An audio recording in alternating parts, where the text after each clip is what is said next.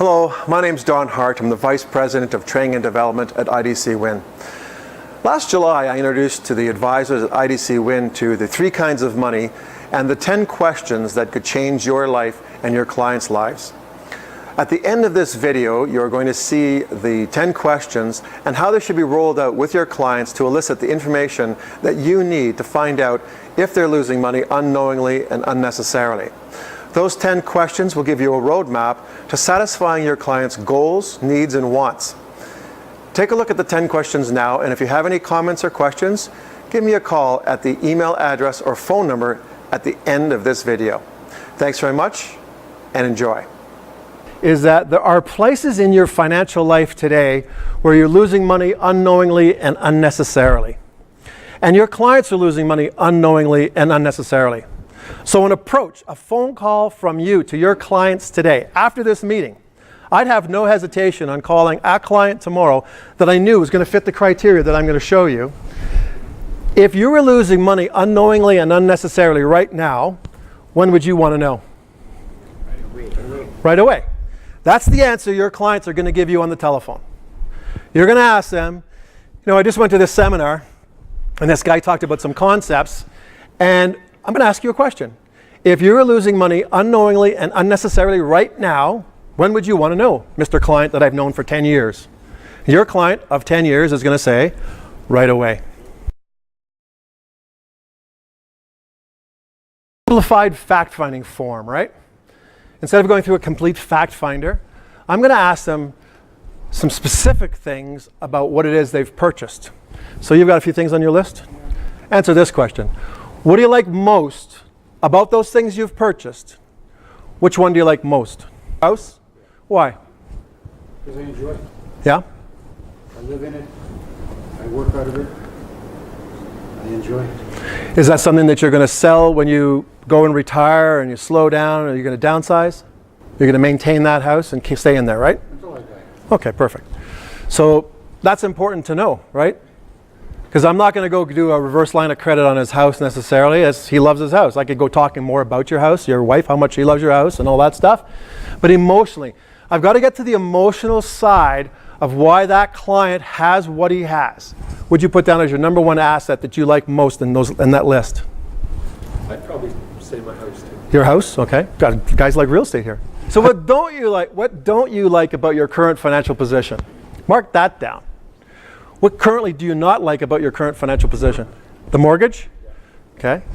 And what I would do then, if you were my client, obviously, or a client I was going to see an advisor with, we now need to know the numbers, right? So how much is the value of the house? What is the mortgage worth? What mortgage rate have you got? Is it a line of credit or a mortgage? A mortgage? Okay. What would you like to see enhanced or improved about your current financial position? That's that, okay. And describe for me the ideal financial strategy.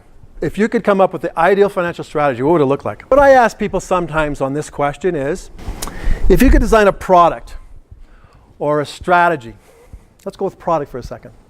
If there was an investment product that got you excited to put money in it, what would it have to do? What criteria would you like? A good return? Favorable return? Security? Okay. To be tax-free. Tax-free? Anything else? Low volatility. Low volatility? Flexibility. Flexibility?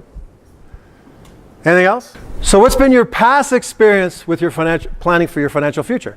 So I want to know, are they currently working with another advisor? Have they been burnt in the 2008 market correction, in the 2001 market correction? With your financial strategy, what would you ideally like to accomplish? What is it, the ultimate goal? What are you looking for? Independence, financial freedom, what else? Some guarantees? Okay, sure. Tell me about your decision-making process.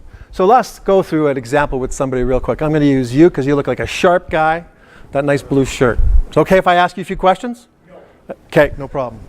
If I got another volunteer. Is that okay if I ask you for some questions? Yeah. Okay. Think of the last major purchase you made. Can you share with us what it was? Cabin at the lake. Fantastic. What process did you go through to make that decision to spend that kind of money? How much money was it? $125,000. Not too bad. So what was the process you went through to make that decision? We researched the property. Researched? What kind of research? Spoke with their neighbors, talk with their friends about community, evaluated the distance, Yep. evaluated the operating costs, the expenses annually.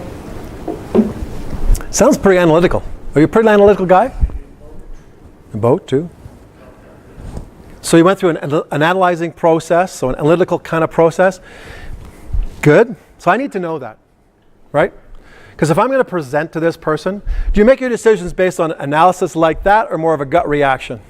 How would you like me to present my findings? Are you more pictorial or are you more Excel spreadsheet ledger kind of person? Is there anything financially, is there any other things, or is there anything that keeps you up at night? You know, in that night that you can't get to sleep, what's keeping you up? Always something to do, lots to accomplish. You've got goals in front of you, as do your clients. Would that be fair? Would your clients have financial goals that they have in front of them that they're trying to achieve, trying to reach, and when they get there, they'll know they've arrived? Is that fair? How well are your clients doing on that arrival time? I think in general, we don't necessarily get to the spot that we thought we would get to, because when we were trained, I mean, when I was trained initially, and I look around the room and I look at some of you, you were trained on what's called a capital needs analysis. You know, FNA2, capital needs analysis, some financial planning process that was actually built on a theory of scarcity. So it wasn't a theory of maximization and wealth, it was actually built on a theory of scarcity. Anybody understand what I mean by that? What you don't have and you need this, basically. Well, yeah, so need this, right? There's the first thing. You're deficient. Let me show you why you're deficient. And there's a word they always told us not to say, right? Don't ever tell anybody they're deficient, because they don't want to feel deficient, that's for sure. What it is, it's based on, if I had all my assets and my liabilities and I wanted to replace my income from my family if I wasn't here for whatever reason, I want to make sure their goals are realized even though I'm not here. And in our financial training that we were all trained on, we were taught that we could live on what percentage of our retirement income at retirement. What percentage was that generally, a rule of thumb? 70%. About 70%, right? So, well, you could live on 70%. You won't need all this money. You could live on less, of course, right? You should now. You should live on less now.